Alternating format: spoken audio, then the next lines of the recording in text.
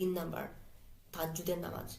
তাহাজ্জুদের নামাজ, ধরেন আমরা তো গত 11 মাস আমরা ফজরও পড়তে পারি না, তাহলে আমরা প্রত্যেকেই যখন রোজা রাখবো তখন সেহরি খেতে উঠি, তখন সেহরি খেতে উঠবো, তখন আমরা সবাই ট্রাই করব তাহাজ্জুদের জন্য।